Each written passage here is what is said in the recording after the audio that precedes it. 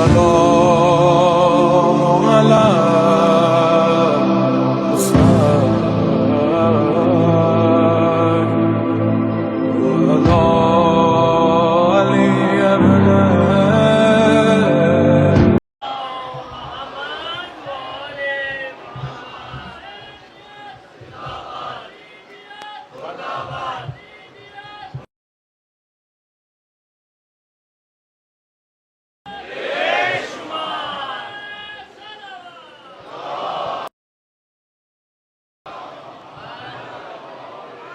محمد وآل محمد صلوات اللهم صل على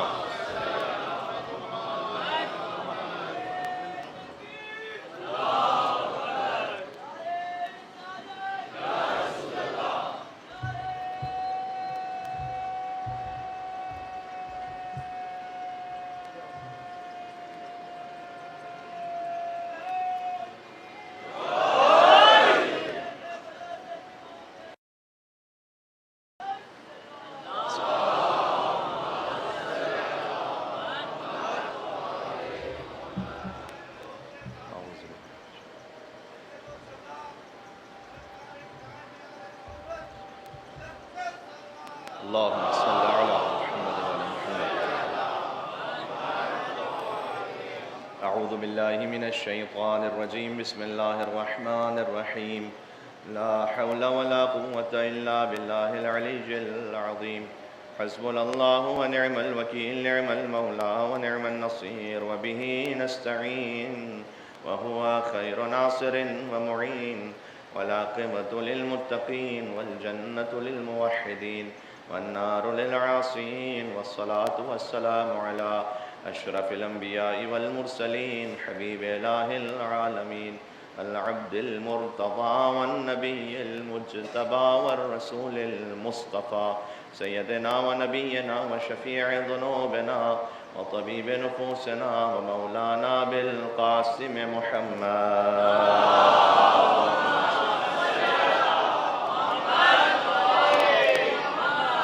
وعلى آله الطيبين الطاهرين المعصومين المظلومين المنتجبين المنتخبين الميامين، سيما بقية الله في الأرضين.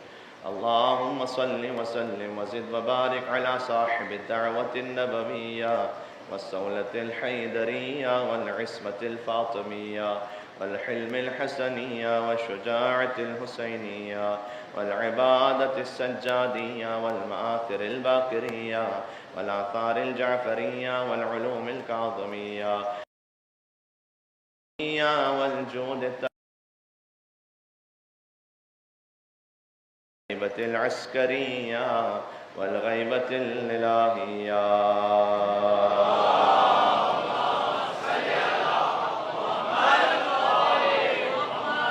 رحمة الله على محبيهم واللعنة الدائمة على أعدائهم أجمعین. چلے آقا با عبداللہ الحسین علیہ السلام کی بارگاہ میں توسل اختیار کرتے ہیں. بسم اللہ الرحمن الرحیم.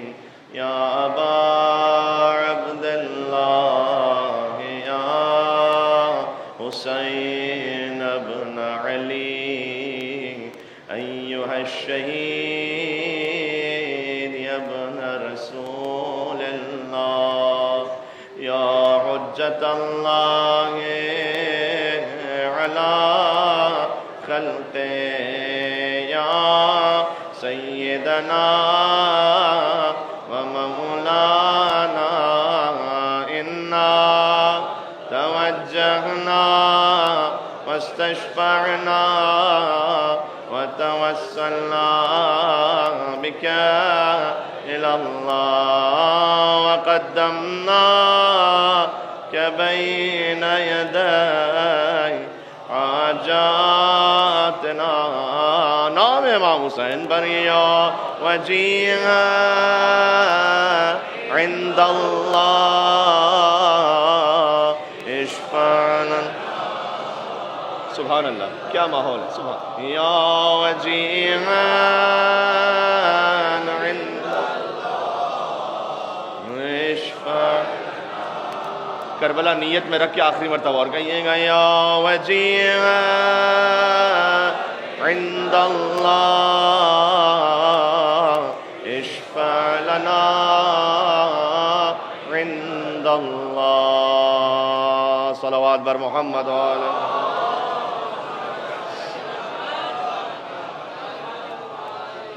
قال اللہ تبارک و تعالی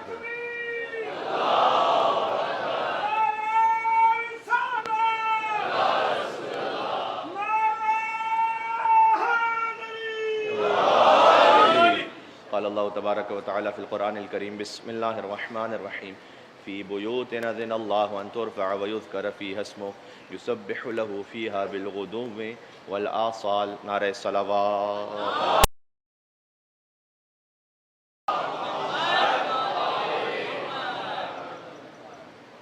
درود و سلام ہو اس ہستی پر کہ جس کے صدقے میں ہمیں ایمان ملا، قرآن ملا، بلکہ رحمان ملا۔ آپ غور فرمائیے گا کہ ذات گرامی پر ہماری گفتگو ہے، ہمارے لیے شرف ہے کہ اگر کوئی ایک لمحہ بھی قبول ہو جائے اللہ عز و جل کی بارگاہ میں تو بس یہی وسیلہ نجات ہے کہ اس سے بڑھ کے کیا سعادت ہو کہ حسین کا فرش عزا ہو اور حسین کے نانا کا ذکر ہو رہا۔ ایک بلندتر اور صلوات بھیجیں نام رسول اللہ صلی اللہ علیہ وسلم۔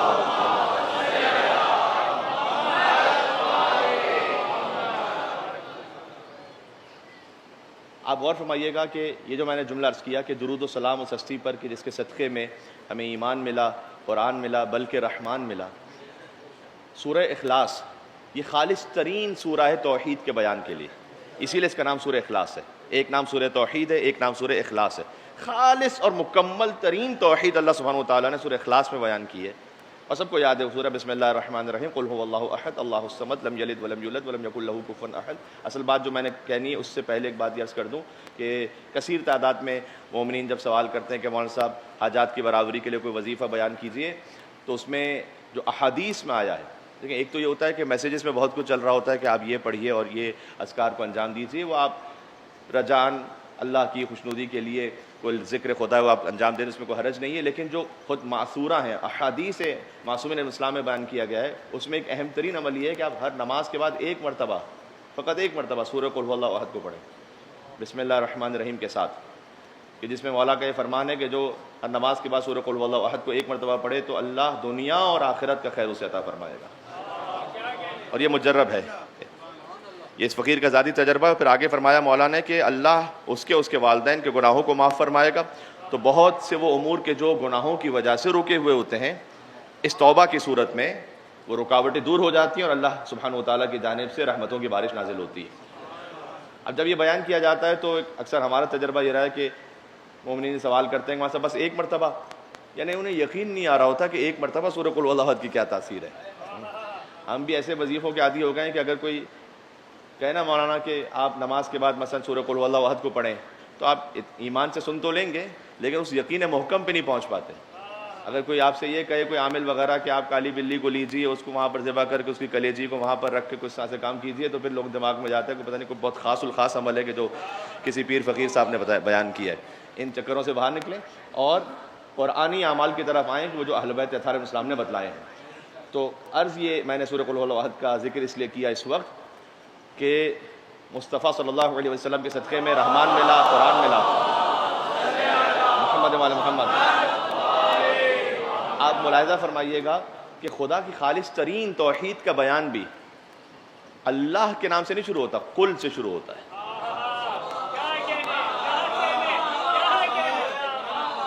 اے محمد آپ کہیے ان سے،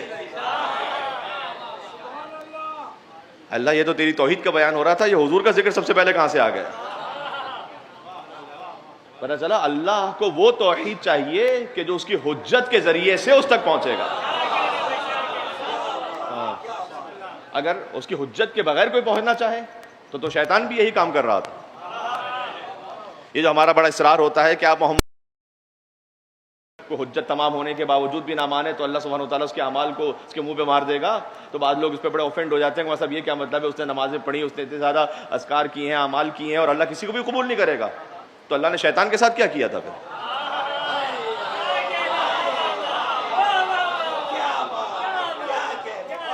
اللہ نے بالکل پہلے سٹیج میں اس بات کو واضح کر دیا تھا. آدم علیہ السلام کا واقعہ اور شیطان کا واقعہ قرآن میں کم سے کم 5 جگہوں پر ہے. تو اللہ سبحانہ و تعالیٰ نے خالی یہ جھوم جھوم کر پڑھنے کے لیے رکھا ہوا ہے یا کچھ سمجھنے کے لیے رکھا ہوا ہے؟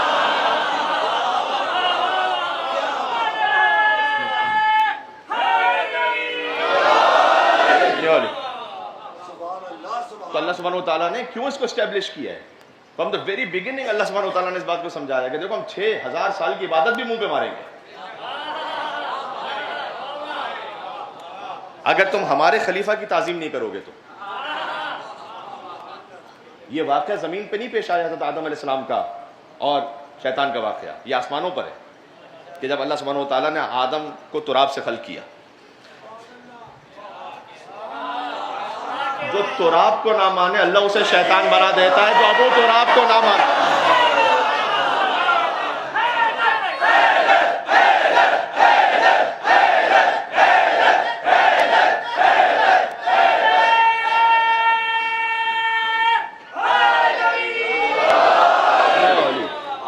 تو یاد رکھیے گا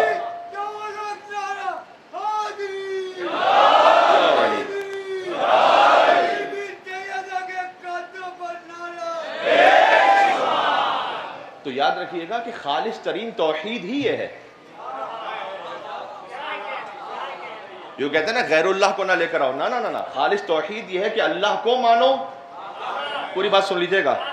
خالص توحید یہ ہے کہ اللہ کو مانو اور اللہ جس کو جو منوا رہا ہے اسے مانو اور جسے نہیں منوا رہا اسے نہ مانو.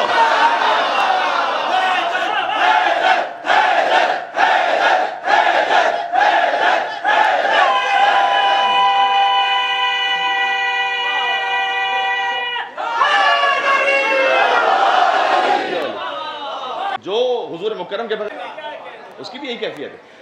تو اس بات کو سمجھنا, اور اللہ سبحانہ و تعالیٰ نے اس کو اسٹیبلش کیا. ہم کسی بائسنس کی وجہ سے نہیں کہہ رہے کہ پہلے ہی اللہ تعالیٰ نہیں مان رہا شیطان کے 6000 سال کی عبادت کو نہیں مان رہا.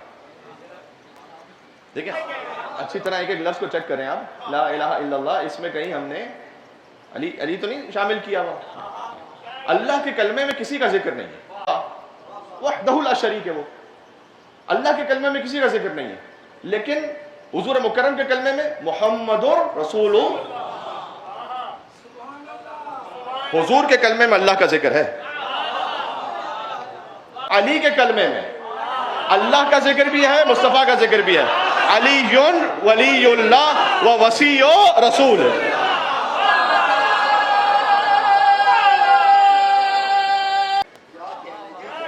اور یہ ہماری بنیاد ہے.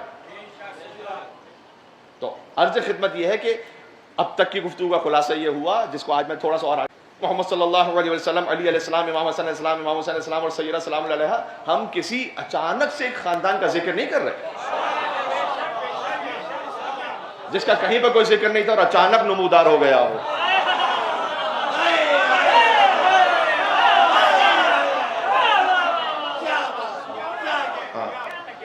یہ نہیں کہ جس کا کوئی پاسٹ رہا ہی نہ ہو. کچھ تو ایسے تھے کہ ان کا ماضی بت پرستی رہا تھا.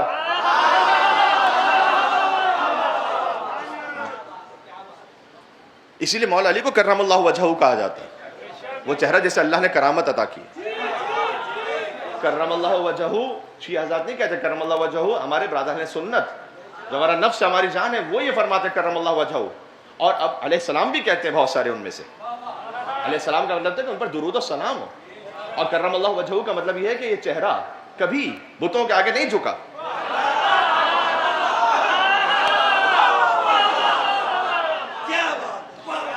یعنی علی 2 برس کے بھی تھے, بتوں کے آگے نہیں جھکے. دیکھو بچہ تو وہی کرتا ہے جو باپ کو کرتا ہوا دیکھ رہا ہوتا.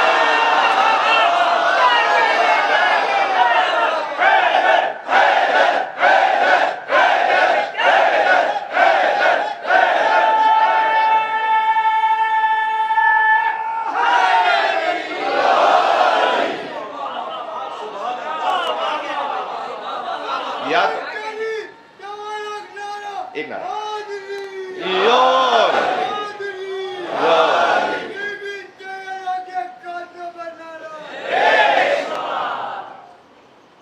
کرم اللہ وجہ، یعنی یہ پورا خاندان وہ ہے جو کبھی بتوں کے آگے نہیں جھکا. دیکھو اگر علی 2 سال کے پیچھے اور بتوں کے آگے نہیں جھکے تو 2 ہی صورتیں ہیں. Choose your self. 2 he option ہے آپ کے پاس. یا تو علی کو بچپن سے امام مانو،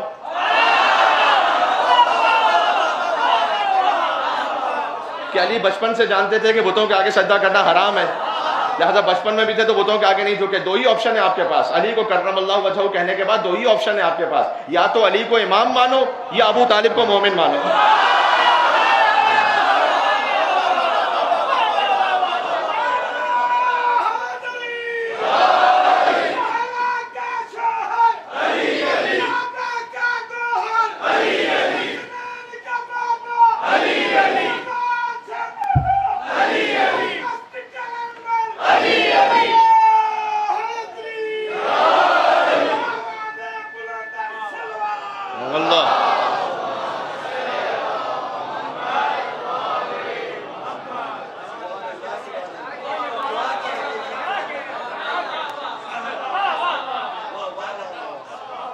تو میں آپ کو خلاصہ سنا کر اب تک کی گفتگو سے مربوط میں نے کر دیا کہ ہم اس خاندان کا ذکر کر رہے ہیں. جب حضور مکرم کا سلسلہ بیان ہو رہا ہے تو وہ شجرۃ النبوہ ہے، نبوت کا درخت ہے یہ خاندان. معدن الرسالہ ہے، رسالت کی کان ہے یہ خاندان. مختلف الملائکہ ہے، ملائکہ کے آنے جانے کا مقام ہے. مختلف الملائکہ. اختلاف عربی زبان میں 2 معنی میں اختلاف. ایک تو ڈس ایگریمنٹ. اختلاف ایک ہے جس کو ہم کہتے ہیں کہ رد و بدل، آنا جانا، جو اللہ سبحانہ وتعالیٰ نے قرآن میں سورہ آل عمران میں فرمایا ہے کہ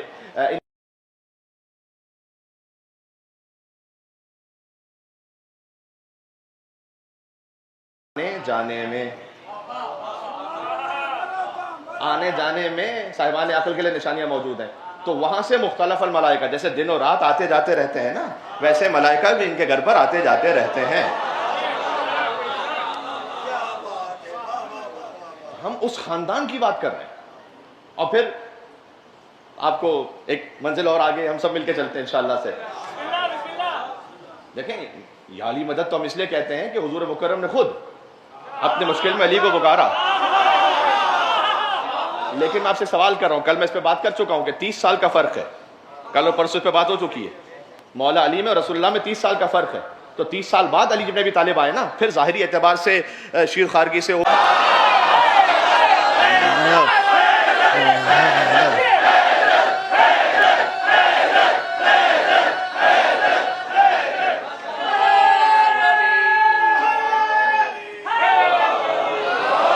فی بیوت اذن اللہ ان ترفع ویذکر فی اسمہ. جہاں سے بات شروع کی اللہ سبحانہ وتعالیٰ نے اللہ نور السماوات والارض مثل نورہ کمشکاۃ فیہا مصباح المصباح فی زجاجۃ الزجاجۃ کما ہے بیت کی. پتہ چلا بیت اللہ کے علاوہ بھی کچھ گھر ایسے ہیں کہ جن کی عظمت کو کمی کی جائے تاکہ اپنے برابر کسی طریقے سے لایا جا سکے. کمی کی جائے تاکہ اپنے برابر کسی طریقے سے لایا جا سکے، تاکہ اپنی جہنمیوں کے بارے میں نہیں پوچھیں گے کہ کون جہنم میں گیا. آپ اپنی تبلیغ کیجئے، اس کے بعد آپ فکر نہ کیجئے. یعنی ہم آپ کو اس کے بعد آپ فکر نہ کیجئے. یعنی ہم آپ کو مورد الزام نہیں ٹھہرائیں گے نعوذ باللہ من ذالک کہ کون جہنم میں کیوں جا رہا ہے. اس قرطبی نے اس کی ایک جو قرأت ہے وہ یوں لکھی کہ لا تسأل تسأل کو تسأل، ٹھیک ہے، لا تسأل تسأل کو تسأل. زمین سے آسمان تک معنی فرق ہو گیا. لا تسأل عن اصحاب الجحیم، اس کا مطلب یہ ہے کہ تو سوال نہ کر ہم سے جہنمیوں کے بارے میں. اور نعوذ باللہ من ذالک اس کے بارے میں جو روایت گھڑی گئی وہ یہ کہ حضور بار بار اللہ سے پوچھتے تھے کہ میرے والدین کہاں ہیں. اب دیکھیں اعراب کی تھوڑی سی تبدیلی سے بات کہاں سے کہاں پہنچ گئی. تو یہ کیوں ہو رہا تھا؟ یہ اس خاطر ہو رہا تھا کہ خود بلند ہو نہیں سکتے تھے.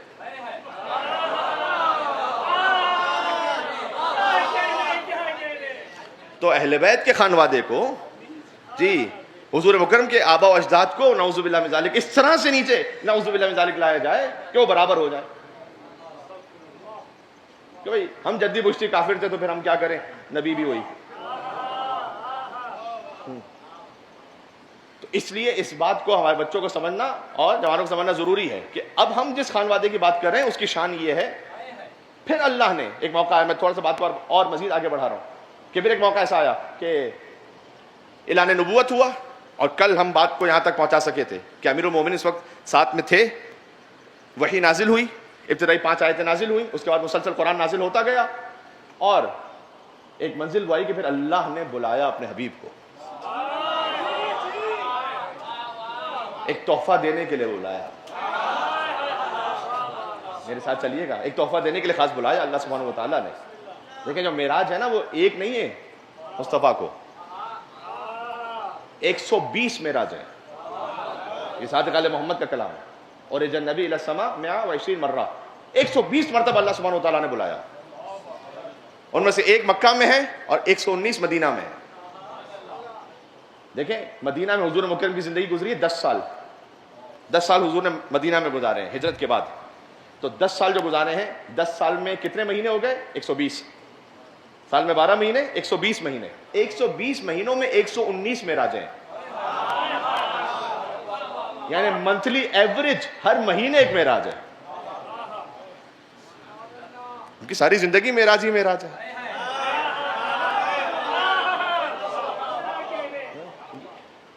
اور ایک معراج خاص جو مکہ میں ہے.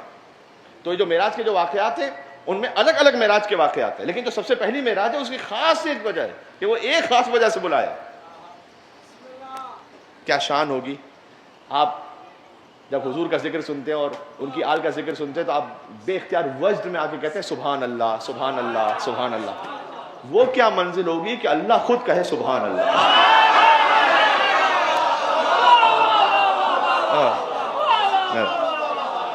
سبحان الذی اسری بعبدہ لیلا من المسجد الی المسجد الاقصی الذی بارکنا حولہ لنریہ من آیاتنا.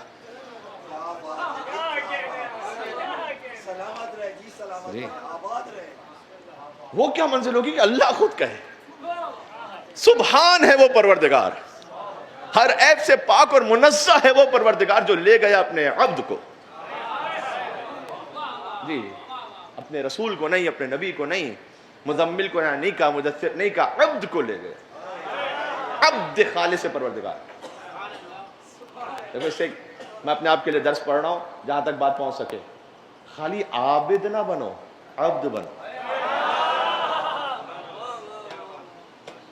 عابد وہ ہوتا ہے کہ جو کبھی عبادت کر رہا کبھی نہیں کر رہا, ممکن اس کے لیے. اہل بیت اطہار علیہ السلام سب کے ساتھ عبد بھی ہیں عابد بھی ہیں بے شک. اور جب آواز دی جائے گی کہ کون ہے زین العابدین, تو ہمارے چوتھے امام مولا اور آقا قیامت میں تشریف مل کے صلوات بھیجتے, نام ہے سید الساجدین زین العابدین علی ابن حسین علیہ السلام صلی اللہ علیہ محمد و علی محمد. تو جائے عبد بنو, عبد, خالی عابد نہیں. عابد میں یہ ممکن ہے, دیکھیں ہر عابد ایسا نہیں, لیکن ممکن ہے کہ وہ جلوت میں تو عبادت کر رہا ہو اور خلوت میں کبھی شیطان کا بندہ بن جائے. لیکن جو عبد ہوگا نا, یعنی محض بندہ اللہ کا, جو علی ابن ابی طالب نے کہا کہ الہی کفا بعزنا نکون لک عبد, علی کی عزت کے لیے اتنا کافی کہ علی تیرا عبد ہے.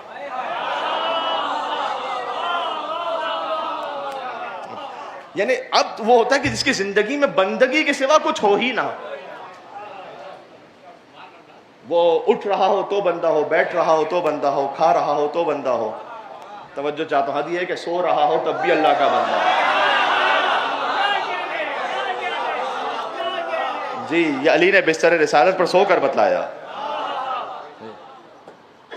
بعض احباب ہمارے خاص جملہ کہتے ہیں, ٹھیک ہے ہر ایک کو حق اختیار ہے کہ نماز نیند سے بہتر ہے, یقیناً, لیکن علی ابن ابی طالب نے شب ہجرت بستر رسالت پر سو کر بتلایا کہ علی کا سونا بھی سب کی نماز سے بہتر ہے.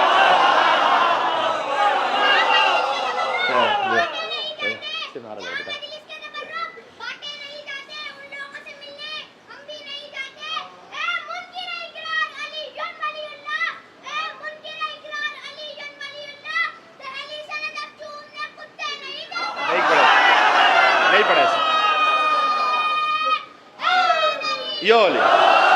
بیٹا اچھے الفاظ میں پڑھیں, کیا ضرورت ہے ایسا, اچھے الفاظ میں پڑھیں. نہیں سب اللہ کی مخلوق ہیں, سب ہمارے بھائی ہیں. اور واقعاً یعنی میں انصاف کے ساتھ یہ کہہ رہا ہوں کہ اکثر ہم نے محسوس کیا ہے کہ جب حضور مکرم کا ذکر ہو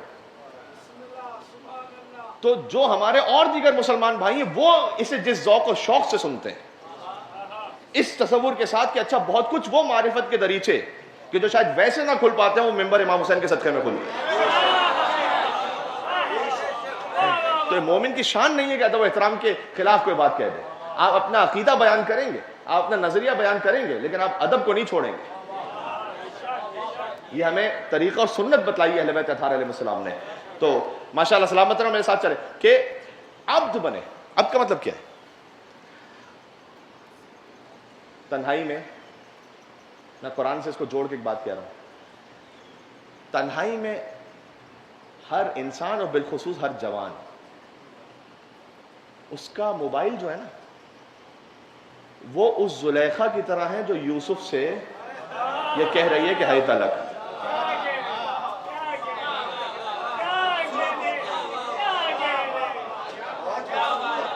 یہ مثال آپ کے ذہن میں رہے گی. تنہائی میں ہر انسان کا گیجٹ وہ اس زلیخا کی طرح جو حضرت یوسف علیہ السلام سے کہہ رہی ہے قرآن کے مطابق ہے طلق, آؤ میرے پاس. آپ نے کیا کرنا ہے؟ اگر آپ عبد ہیں انشاءاللہ تو آپ یوسف علیہ السلام کی پیروی کرتے ہوئے اس زلیخا کو جواب دیں قال معاذ اللہ, میں تو اللہ کی پناہ چاہتا ہوں اس بات سے.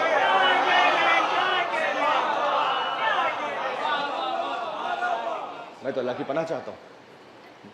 معراج کسے نصیب ہوئی ہے؟ عابد کو نہیں, عبد کو. سبحان الذی اسری بعبدہ. حضور مکرم پہ بات ہو رہی ہے. حضور کو معراج پر اللہ لے گیا, سیر کروائی, اس نے عبد کو سبحان الذی اسری بعبدہ لیلا من المسجد الحرام, رات کے وقت میں. اب ایک ایک لفظ میں گفتگو ہے کہ جو رات کا وقت ہے وہ اصل عبادت کا جو وقت ہے.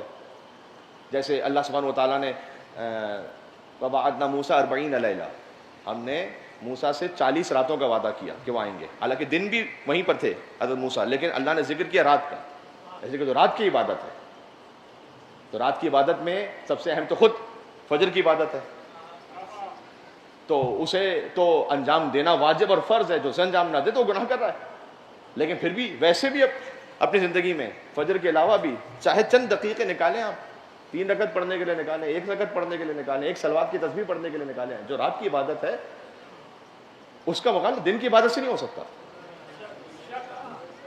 اور اگر آپ, میں حدیث سنا دوں آپ کو, خود حضور مکرم ہی کا فرمان ہے کہ اگر کوئی فجر کی نماز اول وقت میں پڑھنے کا عادی ہو, مثلا اس وقت اگر 4:30 بجے وقت ہو رہا ہے اور قضا ہو رہی ہے 5:30 بجے, تو آپ 5:25 پر بھی پڑھ لیں گے تو فرض تو ادا ہو جائے گا.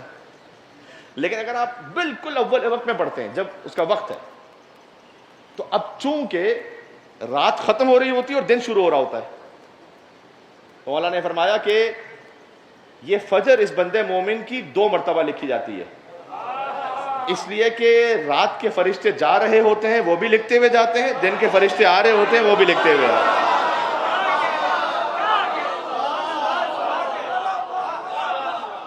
آپ اس کا اہمیت ہے. سبحان اللہ, مومن کی معراج تو نماز ہی ہے. معراج مومن کی جو نماز ہے, اس نماز کی وہ والی نماز معراج ہے کہ جو عبد ہو کے ہے. سبحان اللہ, جو بندگی کے ساتھ ہے. سبحان اللہ اسری بعبدہ لیلا من المسجد الحرام الى المسجد الاقصى الذي باركنا حوله. میں نے عرض کیا اس میں بہت کچھ ہے, اور اللہ نے ایک سورہ اسراء میں ذکر فرمایا ہے اور ایک سورہ نجم میں ذکر فرمایا معراج کا.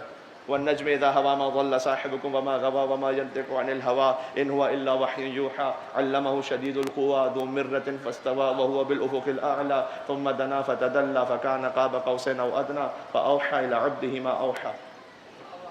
یہ پورا معراج کا بیان ہے. ستارے کی قسم جب وہ ٹوٹا, نہ آپ کبھی بہکے نہ گمراہ ہوئے, آپ تو اپنی مرضی سے بات ہی نہیں کرتے, آپ وہی کہتے ہیں کہ جو وہی کہتی ہے. علمہ شدید القویٰ, یہ وہی آپ کو ایک شدید قوت والے نے تعلیم فرمائی ہے. ذو مرۃ فاستویٰ, جب آپ اعلیٰ ترین افق پہ تھے.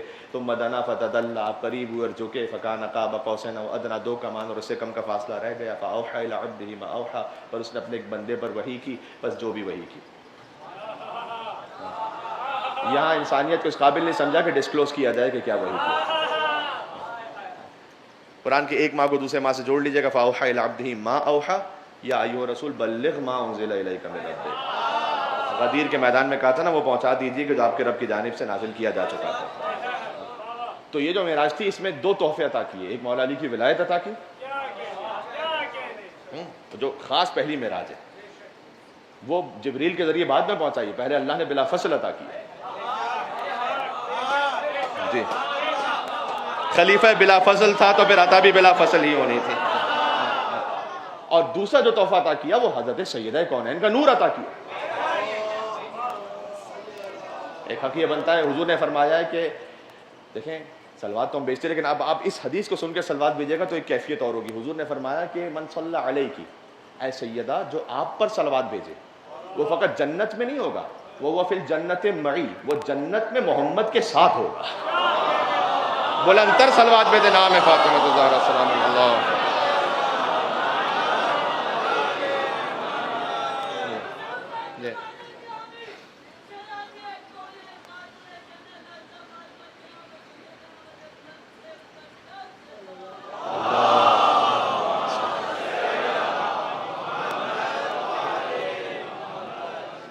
روایات میں حضرت سیدہ کے نام گرامی کے لیے بھی اور حضور مکرم کے نام گرامی کے لیے بھی کہ جب اہل بیت کے سامنے لیا جاتا تھا تو باقاعدہ اپنے سر کو جھکاتے تھے. تو یہ جو سر کا جھکنا ہے آپ کا تعظیم میں, یہ سنت امام جعفر صادق کی پیروی ہے. یہ امام کی سنت ہے کہ جب ان کا نام آئے اور حضور کا نام بھی تو خاص وہ نام لے لے کے جھکتے تھے. نام کا بھی ادب ہے. ابھی تو حضور مکرم کے نام گرامی پہ تو میں بات ہی نہیں کر سکا کہ اس نام میں کیا کچھ سمندر پوشیدہ ہے. جو بات ہو سکے گا تو کریں گے کبھی انشاءاللہ آگے جا کر اگر گنجائش بن سکی تو. بہرحال دیکھیں اللہ نے بلایا اور ایک خاص نور عطا کیا. دیکھیں آپ نے کبھی تصور کیا ہے کہ ایک سیب کا درخت تو ہے لیکن اس پہ خالی ایک سیب لگا ہوا ہے. یہ کیسے ممکن ہے کہ ایک سیب کا درخت تو لیکن ایک ہی سیب ہے خالی. حضور مکرم کو بلایا, وہ سیب عطا فرمایا, فرمایا کہ آپ اس سیب کو شک کیجئے اور اسے تناول فرما لیجئے. جیسے حضور نے شک کیا تو ایک نور چمکا. پروردگار یہ کون سا نور ہے؟ حضور اپنے علم رسالت سے سبھی جانتے ہیں, انہی کے وجود کا حصہ ہے, لیکن روایت کیسے پہنچے گی ہم تک؟ پروردگار یہ کون سا نور ہے؟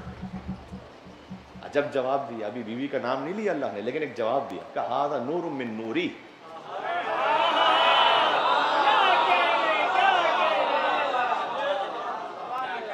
یہ تو میرے نور میں سے ایک نور ہے.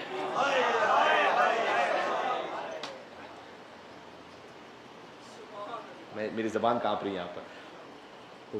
سیدہ کونین کا جو نور اللہ سبحانہ و تعالیٰ نے عطا فرمایا, یہ اب اسلاب شامخہ سے ارحام مطہرہ میں نہیں ہے. ہر امام کی زیارت ہے کہ اشہد انک کنت نورا فی الاسلاب الشامخہ والارحام المطہرہ, لیکن سیدہ کونین کی زیارت میں یہ نہیں ہے. کیوں؟ اس لیے کہ بی بی کا نور اسلاب شامخہ سے ارحام مطہرہ میں نہیں آیا, یہ بلا فصل اللہ نے اپنے محبوب کو عطا کی. بی بی کی زیارت تو سب سے منفرد زیارت ہے. آپ یقین فرمائیے گا کہ جب اس موضوع کے تعین کے لیے ہم گفتگو کر رہے تھے یہاں کے منتظمین سے تو خاص انہوں نے اس خواہش کا اظہار کیا تھا کہ قبلہ جب سیرت حضور مکرم پہ بات ہو تو پھر ایک مجلس تو بی بی فاطمہ پہ ہونی چاہیے سلام اللہ علیہا, کہ جو بذات منی ہے ان کا ذکر تو ہونا ضروری ہے. وہاں سیرت رسول کے بغیر آگے ہی نہیں ہو سکتی, بڑھ سکتی. تو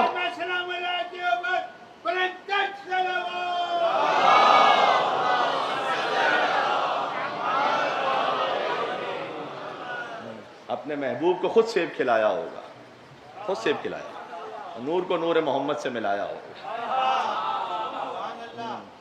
اور تیری تخلیق سے پہلے ہی خدا تعالیٰ نے تیرا ہم پلہ تیرا کف بنایا ہوگا, اور تیرے قابل اسے ہر طور زمانہ سمجھے, اس کی آمد کے لیے کعبہ سجایا ہوگا, اور اس کے درجات زمانے کو بتانے کے لیے شاہ کونین نے ہاتھوں پہ اٹھایا ہوگا. تو اب چونکہ ہم کف ہیں, دو برابر سے ہیں, علی و زہرا سلام اللہ علیہما, لہذا ایک کے نور کو جب لینے کے لیے عرش پہ بلایا ہے تو پھر دوسری ہستی جو برابر کی ہیں ان کا نور بھی تو کسی ایسی جگہ پر آئے نا دنیا میں جو عرش جیسا ہو. تو ایک کا نور عرش پہ عطا کیا، ایک کا نور کعبے میں عطا کیا. تو وہاں وہ سیب عطا کیا. اور ذرا غور فرمائیے گا کہ وہ سیب جب عطا کیا حضور مکرم نے وہ سیب تناول فرمایا، تشریف لائے زمین پر. اور اس میں متعدد روایات ہیں یہاں پر کہ خلقتہ من نور عظمتہ، میں اپنی عظمت کے نور سے خلق کروں گا آپ کی دختر کو. وَأُخْرِجُهُ مِنْ صُلْبِ النَّبِيٍّ مِنَ الْأَنْبِيَاءِ، اور میں خارج کروں گا اس نور کو اپنے سب سے افضل نبی کے صلب مطہر سے. وَفَضِّلْهُ عَلَى جَمِيعِ انبیائی. اور اس کا ترجمہ بعض علماء نے یوں بھی کیا ہے کہ چونکہ یہ نور آپ کے صلب مطہر سے زمین پر آئے گا، لہٰذا میں اس نبی کو سب سے افضل بناؤں گا.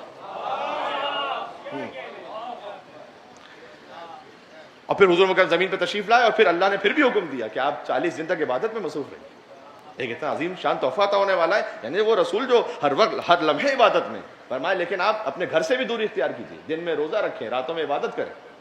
اور حضور حرا کے مقام پر 40 دن تک، حتیٰ یہ کہ حضور مکرم کو پیغام بھجوانا پڑا بی بی خدیجہ سلام اللہ علیہا کو کہ آپ سے میں رنجیدہ نہیں ہوں، اس خاطر نہیں میں آپ سے دور چلا گیا، اللہ کا حکم ہے. اور اللہ کے حکم کی مجھے رعایت کرنی. جب 40واں افطار تھا تو پھر جنت سے ایک طعام نازل ہوا جس میں کوثر ہے اور جنت کی کھجوریں ہیں. اور اللہ اکبر، جبریل اس کو لے کر نازل ہوئے اور فرمایا کہ ھذا طعام من جنت سے طعام ہے، وَھذا حرام لغیرک، یہ آپ کے علاوہ کسی اور پر کھانا حرام ہے، الا علی بن ابی طالب.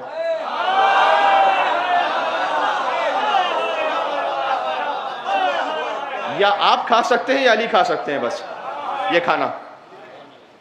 دیکھو جنت کا کھانا دنیا میں فقط حجت کھا سکتی ہے، یا وہ جیسے حجت خود کھلا دے. اس لیے کہ ابھی پتہ نہیں ہے نا کہ جا کے جنتی بنے گا یا نہیں بنے گا.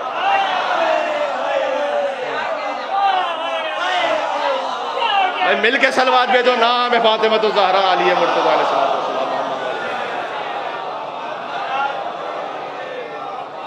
جی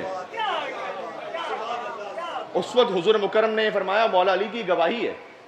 میں سیرت رسول میں آہستہ آگے بڑھ رہا ہوں کہ مولا علی کی گواہی ہے. یہ میں اب 5ویں بعثت پر آ گیا ہوں، اعلان نبوت ہو چکا. ظاہر ہے کہ اگر تفصیل میں جایا جائے تو پھر تو ہر لمحے کے لیے ایک بری گفتگو چاہیے، لیکن ہمیں 10 دنوں میں بات کو سمیٹنا بھی ہے.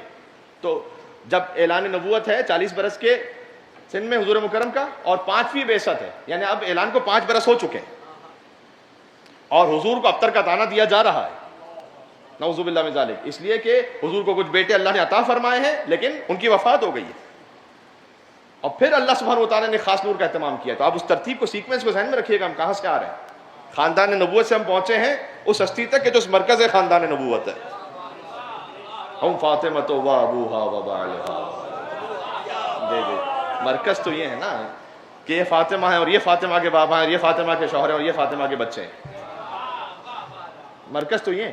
تو پھر جب مولا علی کو حضور نے کھڑا کر دیا، کہاں پر؟ ایک حصے پر کہ جہاں سے کوئی آ سکتا تھا. کہا اے علی یہ طعام جو جنت سے آیا کسی کو نہیں آنے دیجیے گا. اور خود مولا علی کا بیان یہ کہ جب بھی حضور کھانا کھاتے تھے، تناول فرماتے تھے، تو مجھے یہ کہتے تھے کہ جاؤ مکہ کی گلیوں میں کوئی بھی کہیں پر ہو اسے لے آؤ تاکہ وہ میرے ساتھ دسترخوان پر مہمان کی صورت میں شریک ہو جائے. لیکن آج حضور نے بالکل برعکس حکم دیا اور کہا اے علی آپ کھڑے ہو جائیے اور کسی کو آنے نہ دیجیے گا. یہی انما کا کام ہوتا ہے. انما جو اپنا ہے وہ باہر جانے نہ پائے، جو غیر ہے وہ باہر آنے نہ پائے. انما یرید اللہ لیذھب عنکم الرجس اہل البیت. تو علی مجسم انما بنے ہوئے تھے اس وقت کہ کوئی غیر آنے نہ پائے. اور حضور مکرم نے کھانا تناول فرمایا اور مولا علیہ السلام نے تناول فرمایا. اس کے بعد خود حدیث میں کہ جبرائیل نے پانی ڈالا، میکائیل نے ہاتھ دھلائے.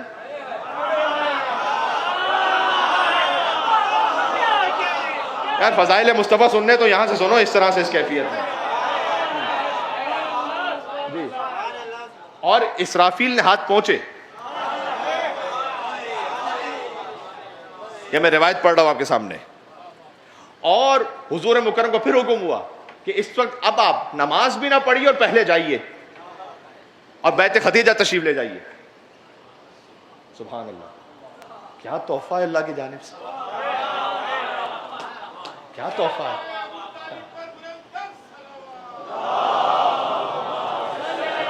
میں ایک منزل پر آ رہا ہوں.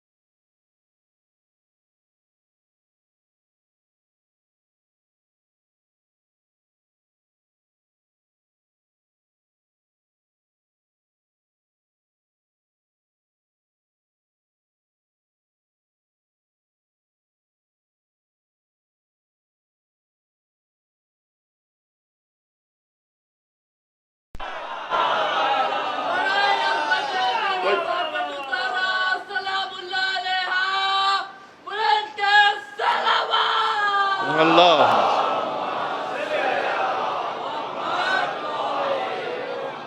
کچھ میرے ساتھ ایک نعرہ خالی یا علی ساتھ چلیے گا میرے. اور پھر جب بی بی کی دنیا میں آمد ہوئی تو بہرحال اللہ سبحانہ و تعالیٰ نے 4 مستورات کو بھیجا, 4 نور. ایک طرف حضرت مریم آئیں, ایک طرف حضرت سارہ آئیں, سبحان اللہ, ایک طرف حضرت آسیہ آئیں, اور ایک طرف حضرت کلثوم اخت موسیٰ وہ تشریف لائیں.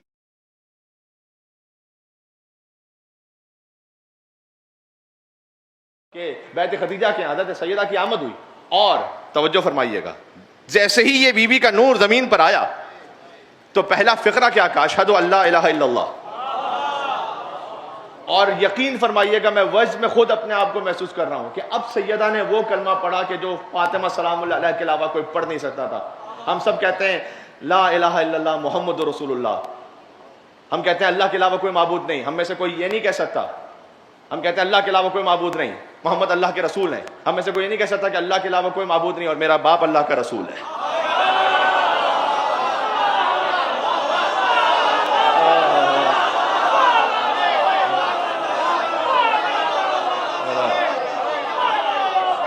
بی بی نے کلمہ پڑھا, اشہد ان لا الہ الا اللہ و اشہد ان ابی رسول اللہ و اشہد ان بالی سید الاوصیاء علی ابن ابی, میرا شوہر اللہ کا ولی ہے. یہ اسی وقت بی بی نے کلمہ پڑھا. یہ وہ یونیک کلمہ ہے کہ جو فاطمہ زہرا سلام اللہ علیہا کے علاوہ کوئی پڑھ نہیں سکتا.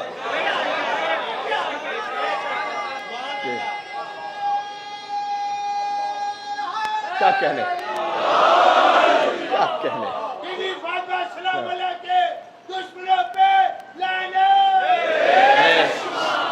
تو اس وقت اللہ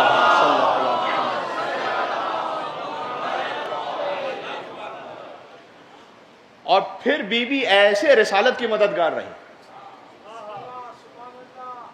محمد رسول اللہ کو بچایا ہے غدیر علی ولی اللہ نے, علی ولی اللہ کو بچایا ہے فاطمہ زہرا سیدۃ النساء العالمین نے.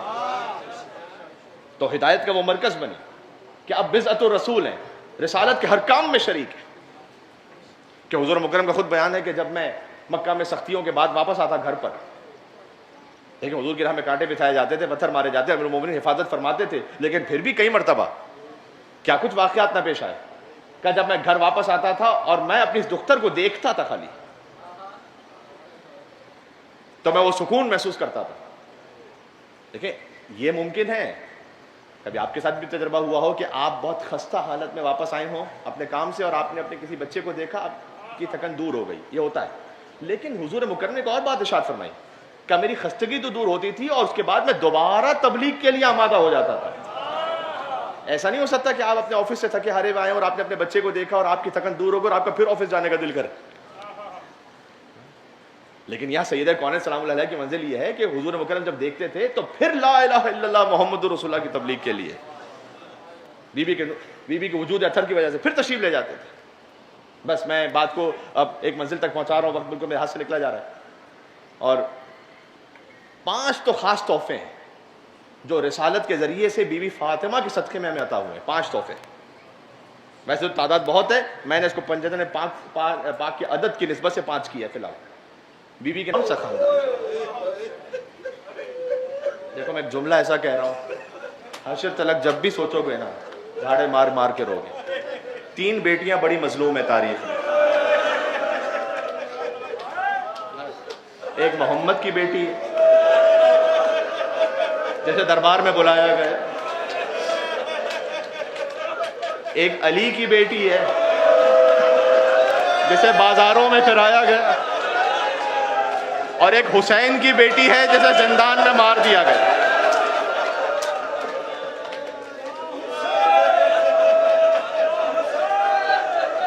تین بیٹیاں تاریخ کی مظلوم ترین بیٹیاں ہیں. ایک بی بی فاطمہ بنت محمد ہے صلی اللہ علیہ وآلہ وسلم, ایک بی بی زینب اور بی بی ام کلثوم بنت علی بن ابی طالب ہے, اور ایک سکینہ بنت الحسین ہے. تین بیٹیاں بڑی مظلوم. 3 محرم الحرام آ چکی ہے عزیزوں. حور کو نجات ملی ہے محبت فاطمہ الزہرا کی وجہ سے. مولانا کا ثقلت کا امو کا یا حور، اے ہو تیری ماں تیرے غم میں بیٹھی، تیری یہ جرأت ہے کہ تو حسین کا راستہ روکے گا؟ کہ اے فرزند رسول، اگر مجھ سے کسی اور نے جملہ کہا ہوتا تو میں پلٹ کر ویسے ہی جواب دیتا، لیکن میں آپ سے جملہ نہیں کہہ سکتا، اس لیے کہ میں جانتا ہوں آپ کی ماں فاطمہ الزہرا سیدۃ النساء العالمین ہے. یہ جو احترام حضرت زہرا تھا نا سلام اللہ علیہا، وہ حور کو بچا گیا، حور کو علیہ السلام بنا گیا. آج حور علیہ السلام ہے.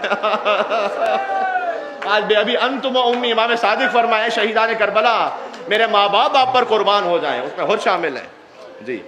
لیکن شب عاشور مسترب ہے، مجھے آج اصحاب حسین کا ذکر کرنا ہے، کل بھی اصحاب حسین کا ذکر ہوگا. 2 دن تو ہیں اصحاب حسین کے لیے خاص الخاص مخصوص عزیزوں، کہ شب عاشور مسترب ہے. دیکھو میں نے کہا نا 3 مظلوم بیٹیاں ہیں. ایک بیٹی ایسی ہے کہ جس نے حور کا مقدر بدل دیا، جو کربلا میں ہے. جانتے ہو کون سی بیٹی ہے؟ جو بار بار کہہ رہی تھی العطش بابا العطش، ہائے پیاس بابا ہائے پیاس.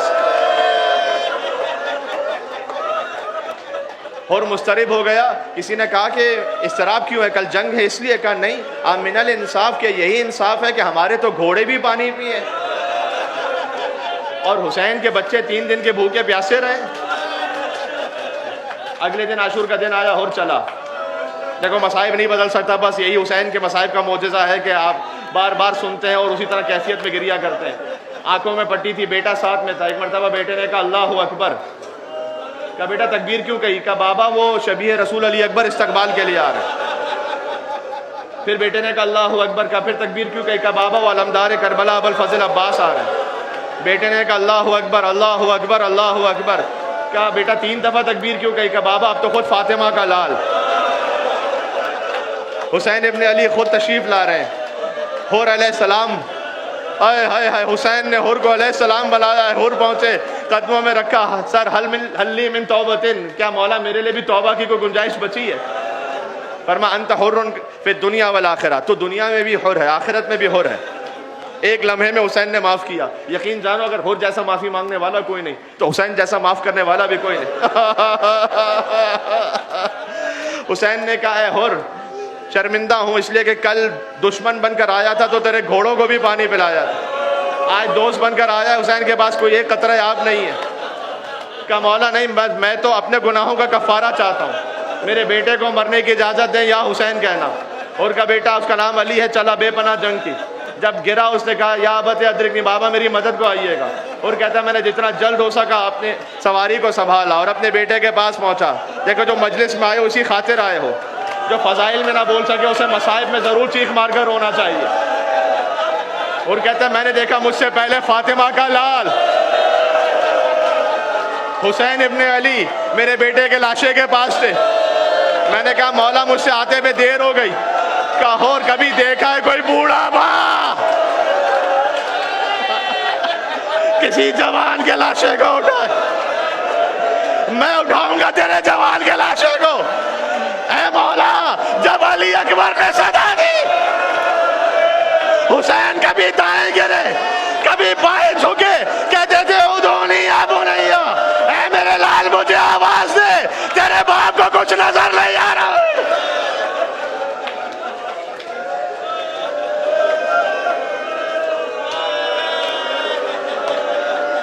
اجرکم علی اللہ. یہی گریے کا حق ہے، یہی گریے کا حق ہے. وقت کی وجہ سے آج مصائب بہت طولانی تو نہیں پڑھ سکوں گا، لیکن اتنے وقت میں ہی ایسے مصائب ہو جائیں کہ جیسے آپ گریہ کر رہے ہیں. انسانی بس میں جو حق ہے وہ ادا ہو جائے. ایک جملہ مجھے اور کہنا ہے ابھی. پھر حر چلا، حر کے سر پر زخم لگا تھا اور حر زمین پر گرے. خود حر امام حسین پہنچے. پہلے کہا تھا نا تیری ماں تیرے غم میں بیٹھے، اب حسین کو اس کا بدلہ اور صلہ عطا کرنا تھا توبہ کا. حسین نے اپنے پاس ایک رومال نکالا. کہا اے حر یہ میری ماں فاطمہ الزہرا کے ہاتھ کا سلا ہوا رومال ان کی پیشانی پر باندھا.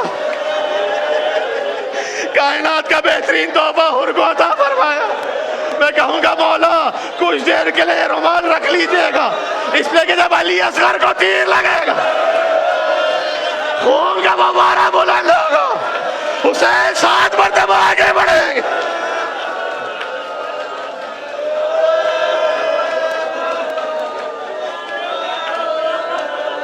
رفیقوں میں ایک اور شہادت سن لو. ایک حضرت حور علیہ السلام ہے, ایک حضرت سعید ابن عبداللہ ہے, اس لیے کہ بی بی کا ذکر وہاں پر بھی ہے. میں چاہتا ہوں آج یہ ذکر ہو جائے. ایک سعید ابن عبداللہ ہیں جو حسین علیہ السلام کی اجازت سے آگے نماز میں کھڑے ہوئے ہیں. مولا میرے ہاتھ میں راشا میں تلوار تو نہیں اٹھا سکتا, لیکن میرے سینے کی بوڑھی پسلیاں اس قابل ضرور ہیں کہ آپ کی طرف آنے والے تیروں کو روک سکے. حسین نے نماز شروع کی, سعید کبھی داہنے طرف جھک کر تیروں کو روک, بہانے طرف جھک کر تیروں کو روکے اور کہتے ہیں پروردگار مجھے اس وقت تک زندگی عطا کر جب تک میرے مولا کی نماز ختم نہ ہو. یہاں حسین نے کہا السلام علیکم ورحمۃ اللہ وبرکاتہ, وہاں سعید نے کہا السلام علیکم یا ابا عبداللہ, مولا میرا آخری سلام. سعید کا سر حسین کی گود میں پہنچا, کہا وفائی تو ابن رسول اللہ, مولا جو وفا کا حق تھا وہ ادا ہو گیا. کہا انت امامی فی الجنہ, سعید تو جنت میں بھی میرے سامنے ہوگا. اب مولانا اظہر حسن زیدی صاحب ان جملوں کو پڑھتے تھے. میں نے کسی ذریعے سے ان سے یہ سنا ہے کہ وہ پڑھتے تھے ان جملوں کو, کہ سعید نے کہا مولا ایسا لگا جیسے میرے سینے پہ کوئی ہوا کر رہا ہو. ادب سے سلام کرو, یہ میرے نانا رسول اللہ صلی اللہ علیہ وآلہ وسلم تجھے جنت سے لینے کے لیے آئے. کچھ دیر بعد سعید نے کہا مولا ایسا لگا جیسے میرے کوئی ہاتھوں کو کہ سعید یہ کائنات کا مشکل کشا حیدر کرار علی ابن ابی طالب تجھے لینے آئے. کہ مولا ایسا لگا جیسے باہنی طرف بھی کوئی آ گیا.